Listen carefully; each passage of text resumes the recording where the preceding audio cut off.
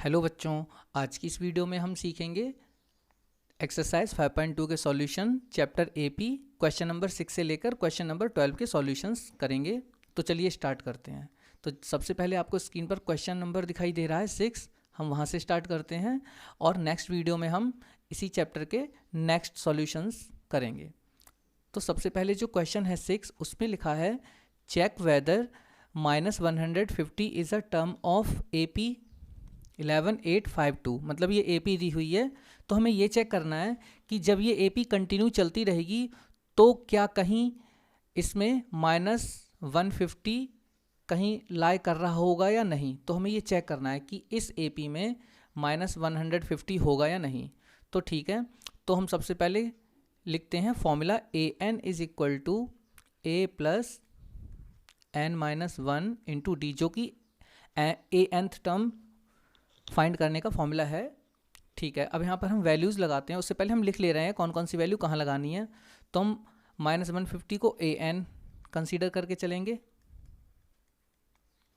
ए की वैल्यू आप जानते ही हैं क्या होती है, फर्स्ट टर्म, और डी की वैल्यू निकालने का तरीका 8 - 11 यानी कि -3 हो जाएगा इस तरह से। अब हम इन वैल्यूज़ को इस फॉर्मूले में पुट करते हैं। तो इस तरह से माइनस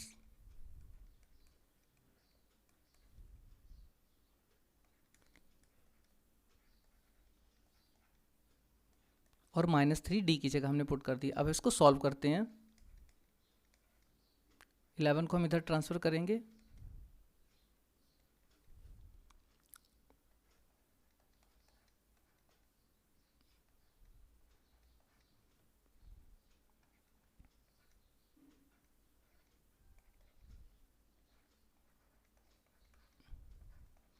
ओवरऑल हमको n की वैल्यू निकालनी है। अगर n की वैल्यू इंटीजर में आ जाती है तो ये होगा, अदरवाइज नहीं होगा। तो इसको सॉल्व करते हैं इधर।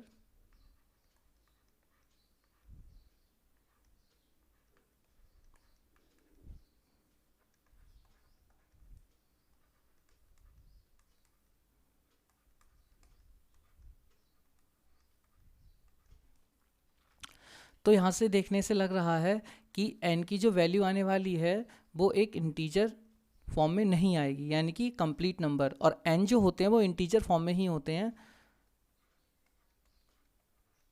तो आप हमेशा ध्यान रखिए कि n जो होते हैं वो एक कंप्लीट नंबर होते हैं, जैसे कि 12, 13, 14, यानी कि एक पॉजिटिव इंटीजर होना चाहिए। नंबर ऑफ टर्म्स 5 हो सकती हैं, 10 हो सकती हैं, 11.5 नहीं हो सकती।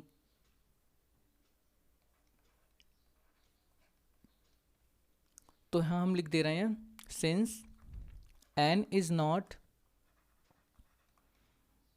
N integer so -150 is not the term of AP।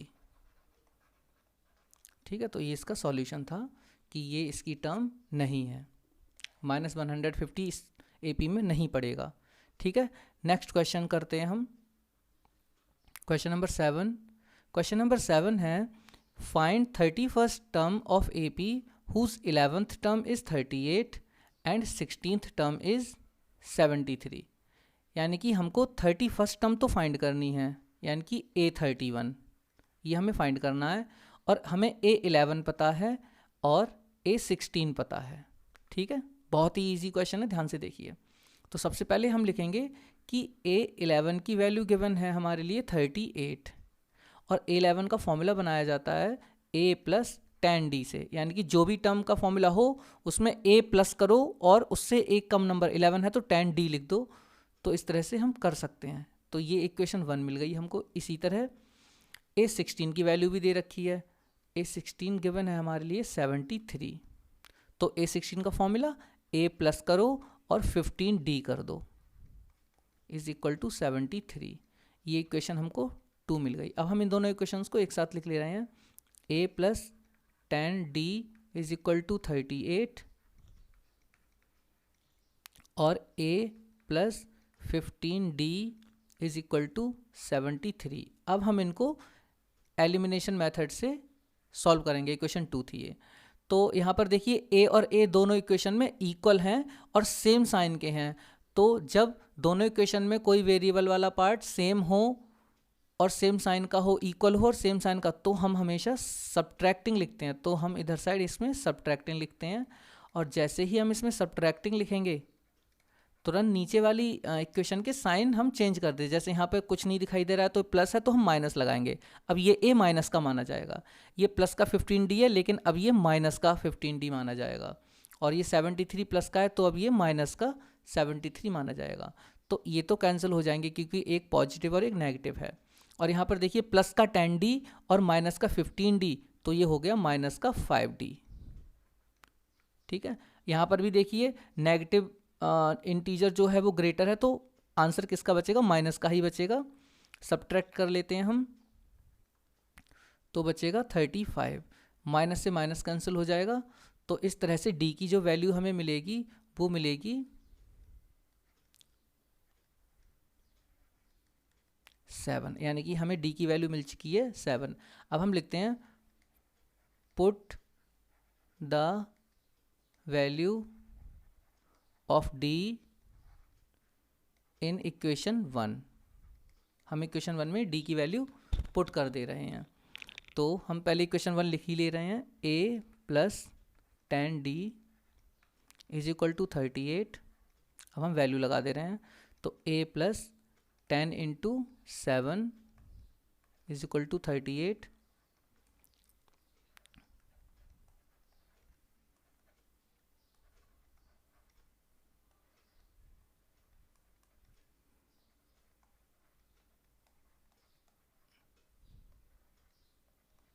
तो a की वैल्यू भी हमको नेगेटिव मिलने वाली है, जो कि मिलेगी हमको 32 माइनस का। तो हमको a की वैल्यू भी मिल चुकी है, कितनी, -32, और d की वैल्यू भी मिल चुकी है जो कि थी 7। ठीक है, अब हम A31 का फॉर्मूला बनाते हैं। तो A31 का फॉर्मूला बनेगा a plus 31 minus 1 into D. अब वैल्यूज़ को हम पुट कर दे रहे हैं, -32 प्लस 30 इंटू 7।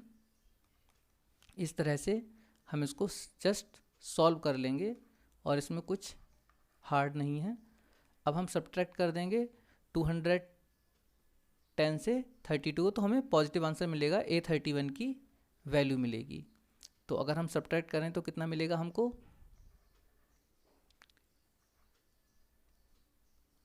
178। ये हमारा आंसर है, यानी कि A31 की वैल्यू इतनी थी। हम नेक्स्ट क्वेश्चन करते हैं, क्वेश्चन नंबर 8। क्वेश्चन नंबर 8 में कहा गया है एक AP में कितनी टर्म्स हैं, 50 टर्म्स हैं, यानी कि यहाँ पर हमें n की वैल्यू मिल चुकी है 50। थर्ड टर्म दे रखी है 12। थर्ड टर्म का मतलब A3 दे रखा है, A3 इज इक्वल टू 12। इसका मतलब होता है कि हमें A plus 2D is equal to 12 भी पता है। ठीक है, और last term is 106। Last term 106 का मतलब ये हुआ, जब टोटल टर्म 50 हैं इस पूरी AP में, तो जो लास्टवी टर्म होगी वो 50वीं टर्म ही होगी, यानी कि A50।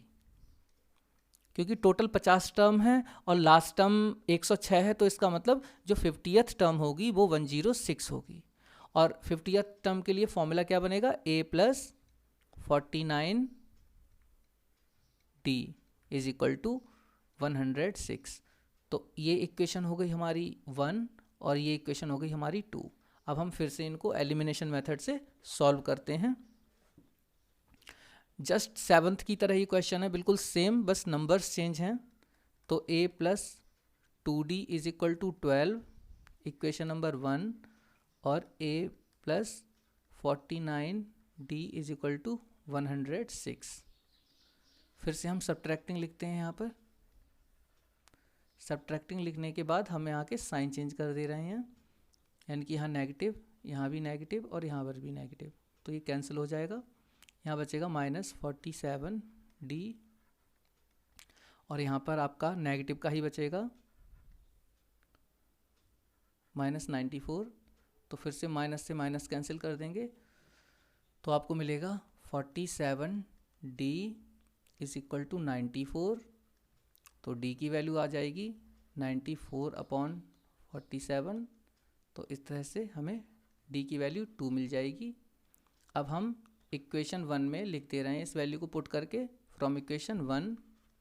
तो हम इक्वेशन 1 लिखते हैं पहले a + 2D is equal to 12। तो D की वैल्यू हम रखते हैं 2 इस पर, तो हमें A की वैल्यू मिल जाएगी यहाँ से। तो देखिए a + 4 इज इक्वल टू 12। तो A की वैल्यू हमें मिल गई यहाँ से 12 - 4 a इज इक्वल टू 8। तो हमें A की वैल्यू मिल गई 8 और D की वैल्यू मिल गई यहाँ पर 2। ठीक है, अब हमें A29 टर्म फाइंड करने को कहा है, तो A29 का हम फॉर्मूला बनाते हैं। तो A29 का फॉर्मूला बन जाएगा a + 28D। तो यहाँ से हमें आंसर मिलेगा 8 + 28 × 2। तो बस इसको जस्ट हमें सॉल्व करना है।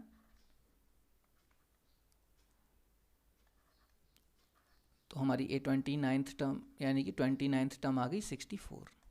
ये हमारा सॉल्यूशन था क्वेश्चन नंबर 8 का। अब हम 9th क्वेश्चन देखते हैं। आपको स्क्रीन पे दिख रहा है, देखिए क्या लिखा है। If third and 9th term of AP are 4 and -8, यानी कि थर्ड टर्म गिवन है हमारे लिए और 9th टर्म है गिवन हमारे लिए। तो which term of AP is 0, यानी कि कौन सी टर्म। तो हमेशा आपको ध्यान रखना है जब भी कभी विच टर्म लिखा हो तो आपको an की वैल्यू गिवन होती है, यानी कि an हमें 0 पुट करके n की वैल्यू फाइंड करनी है। ठीक है, विच टर्म का मतलब हो गया an गिवन होगा हमारे लिए, जो कि हमें 0 मान के चलना है। तो देखिए थर्ड टर्म कितनी गिवन है हमारे लिए, 4 गिवन है। देखिए तो हम लिख दे रहे हैं a + 2D, क्योंकि थर्ड टर्म का फॉर्मूला ही यही होता है। इक्वेशन नंबर 1 बोल दी हमने। और 9th टर्म हमारी -8 है, तो 9th टर्म के लिए फॉर्मूला बनेगा a + 8D is equal to -8। Equation number 2। Same process, elimination, subtracting लिखते ही नीचे के साइन चेंज हो जाएंगे, क्योंकि यहाँ a ऑलरेडी इक्वल था तो हमें इक्वल करने की ज़रूरत नहीं पड़ेगी। तो माइनस, ये भी माइनस, ये प्लस हो जाएगा क्योंकि ऑलरेडी माइनस का था। तो ये कैंसिल होने के बाद 2D में से 8D माइनस का जाएगा तो माइनस का 6D बचेगा। और यहाँ पर ये दोनों ऐड होके प्लस के 12 बना देंगे क्योंकि दोनों पॉजिटिव हैं। तो यहाँ से आपको D की वैल्यू मिल जाएगी डायरेक्टली एक तरह से सॉल्व करके, D इज इक्वल टू -2, क्योंकि माइनस भी रहेगा और 6 से 12 2 टाइम्स में डिवाइड भी हो जाएगा। D की वैल्यू हमें पुट करनी है, तो लिख दे रहे हैं हम फ्रॉम इक्वेशन 1। फ्रॉम इक्वेशन 1, तो पहले इक्वेशन 1 नोट कर ले रहे हैं हम। इक्वेशन यहाँ पे कर दे रहे हैं हम इधर साइड। इक्वेशन 1 है हमारी a + 2D is equal to 4। तो a की वैल्यू कितनी है आप लोगों के पास, अच्छा a की निकालनी है, सॉरी। तो a + 2 × -2 इज इक्वल टू 4। तो a - 4 इज इक्वल टू 4। तो a इज इक्वल टू 4 + 4। तो a की वैल्यू हमें मिल गई 8। ठीक है, अब हमें a की वैल्यू भी पता है 8 है, और d की वैल्यू भी अब पता है हमें -2, और हमें an भी गिवन है एक तरह से 0। हमें n की वैल्यू निकालनी है। तो an का फॉर्मूला लिखते हैं सबसे पहले। an is equal to a + n - 1 × d। अब इस फॉर्मूले में हम सारी वैल्यूज़ को पुट करेंगे और उस तरह से हमारा सॉल्यूशन आ जाएगा। तो an की जगह हम 0 पुट कर दे रहे हैं। 0 इज इक्वल टू 8 + n - 1 × -2। ठीक है, इसको हम दूसरी तरीके से लिख ले रहे हैं। इसका मतलब कि हम RHS वाले कंप्लीट पार्ट को LHS की साइड लिख दे रहे हैं और LHS वाला पूरा पार्ट RHS की ओर लिख दे रहे हैं। ऐसा करने पे आपको साइन चेंज करने की ज़रूरत नहीं होती है। तो देखिए कुछ इस तरह से 8 + n - 1 - 2 इज इक्वल टू 0। ये आप कर सकते हैं एनी टाइम, लेकिन आपको पूरे जितना भी कंटेंट है RHS का वो पूरे सारी वैल्यूज़ लिखनी होंगी LHS में, और LHS की सारी वैल्यूज़ RHS में लिखनी होंगी। उसके बाद हम 8 को उधर ट्रांसफ़र कर रहे हैं, तो ये हो जाएगा n - 1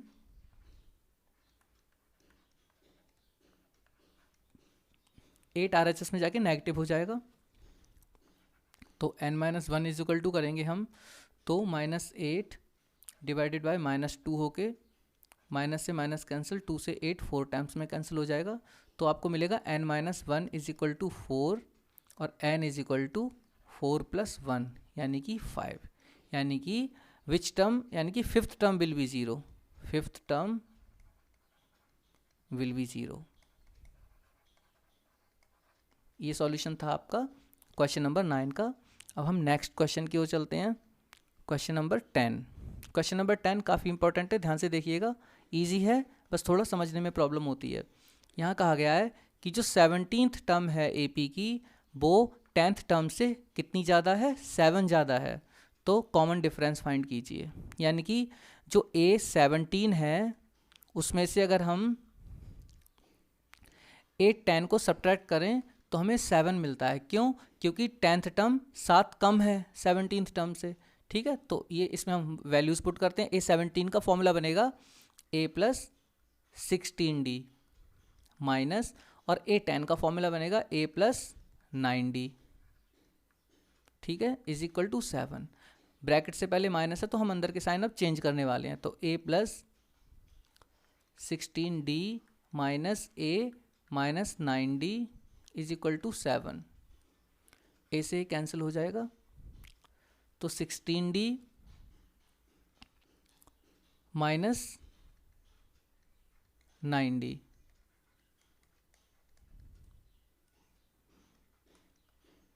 कुछ इस तरह से होगा, और D की वैल्यू आपको मिल जाएगी 1, और हमें D की वैल्यू ही पूछी थी। तो इस तरह से ये हो गया सॉल्यूशन 10 का। क्वेश्चन नंबर 11 की ओर चलते हैं। देखिए क्या लिखा हुआ है, ये भी बहुत अच्छा क्वेश्चन है, बहुत ध्यान से सीखना है आपको इस क्वेश्चन को भी। विच टर्म, देखो विच टर्म वर्ड आ गया, यानी कि AN का मतलब है यहाँ पर which term is AN। AP भी गिवन है हमारे लिए कि which term of AP 3, 15, 27, 39 will be 130 more than the 54th term. इनका कहने का मतलब ये है कि ऐसी कौन सी टर्म है इस AP की जो 132 ज़्यादा होगी 54th टर्म से।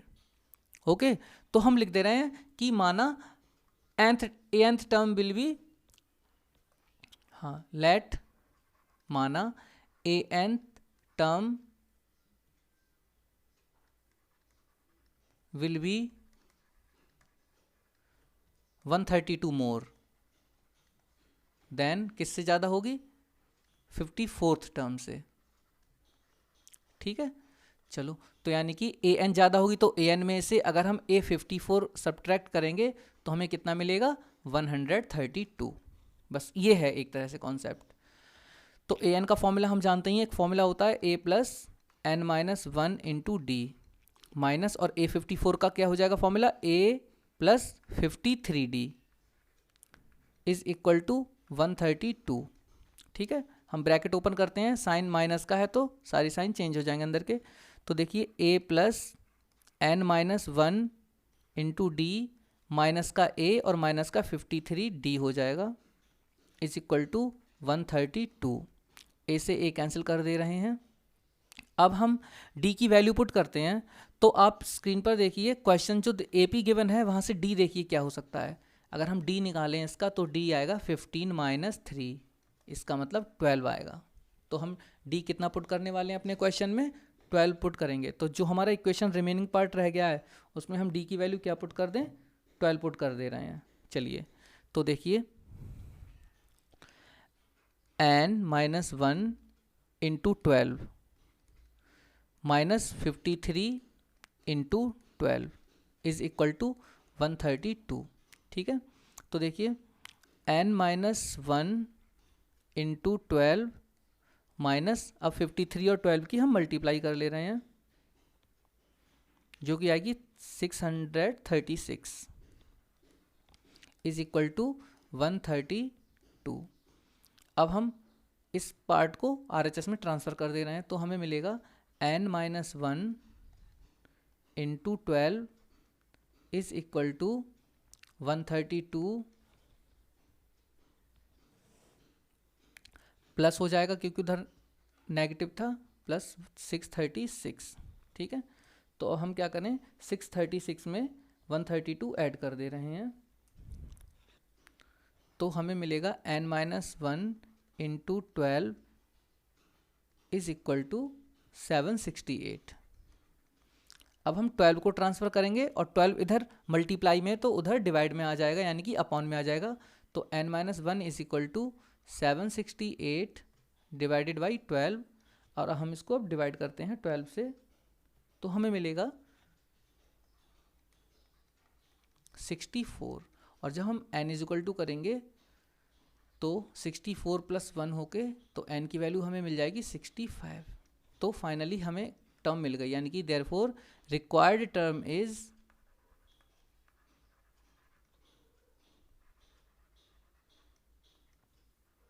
65 और 65th टर्म,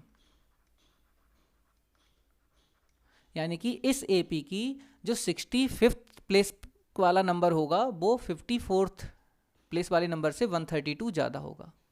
ठीक है, तो ये था इसका सॉल्यूशन। अब हम नेक्स्ट सॉल्यूशन करते हैं, क्वेश्चन नंबर 12। देखिए क्या लिखा है, अब सारे क्वेश्चन ही ध्यान से देखने वाले हैं। देखिए क्या लिखा है, 2 APs have same common difference. दो अलग अलग APs हैं, उनके सेम कॉमन डिफरेंस हैं। तो ठीक है, हम इसको D मान के चलेंगे same. The difference between their 100th term, उनकी 100th टर्म में डिफरेंस दोनों अलग अलग APs की, वो कितना है डिफरेंस, 100 है। ठीक है, यानी कि उन दोनों AP के 100th टर्म का जो डिफरेंस है वो 100 है, तो हमें उनकी 1000th टर्म्स के बीच का डिफरेंस फाइंड करना है। ठीक है, तो इस तरह से करेंगे, let two APs have first terms as A1 and A2 and common difference। अब कॉमन डिफरेंस उन्होंने सेम बोला है तो हमें इसको सिर्फ D मानना होगा। यहाँ पे मैंने फर्स्ट टर्म को A क्यों नहीं माना, उसका रीज़न ये है क्योंकि उन्होंने उसमें सेम नहीं बोला, तो हमें इन दोनों के जो फर्स्ट टर्म्स हैं वो A1 और A2 नाम से माननी पड़ी अलग अलग, लेकिन कॉमन डिफरेंस दोनों का मैंने D माना क्योंकि सेम बोल दिया इन्होंने। ठीक है, और उनकी 100th टर्म के बीच में डिफरेंस कितना आया है, 100 का ही डिफरेंस दिया है, देखो 100 टर्म। तो अगर हम इस तरह से करें तो 100 टर्म का फॉर्मूला बनेगा A1 प्लस 99D पहली वाली AP माइनस दूसरी वाली AP का बनाए तो मिलेगा हमें A2 प्लस 99D। ये 100 टर्म हो गई पहली AP की और ये 100th टर्म हो गई सेकंड AP की, और इनका डिफरेंस कितना गिवन है, 100 गिवन है। ठीक है, अब हम ब्रैकेट ओपन करते हैं नेगेटिव साइन की वजह से, तो हमें मिलेगा A1 plus 99D minus A2, और ये भी माइनस का हो जाएगा क्योंकि इसकी वजह से ये भी माइनस का हो जाएगा और ये भी माइनस का हो जाएगा। 99D is equal to 100। ठीक है, अब 99D से 99D कैंसिल हो गया, तो हमें कितना मिल गया यहाँ से, A1 minus A2 is equal to 100। ठीक है, ये रिजल्ट मिला है, ये आंसर नहीं आया है। अब देखो इधर साइड में कर रहा हूँ, but we have to find, लेकिन हमें जो डिफरेंस पता करना है, but we have to find difference between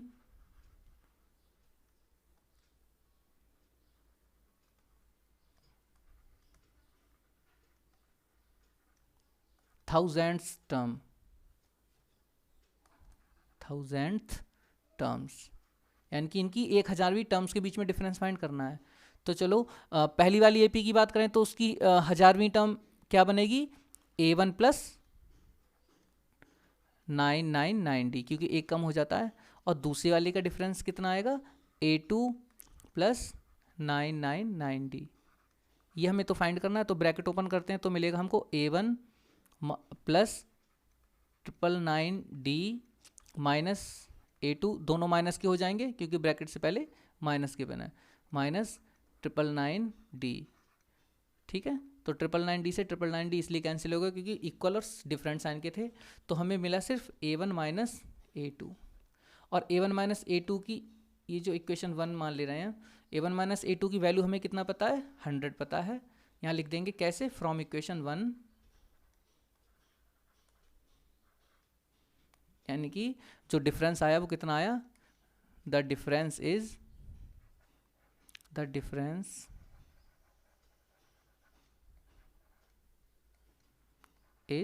100।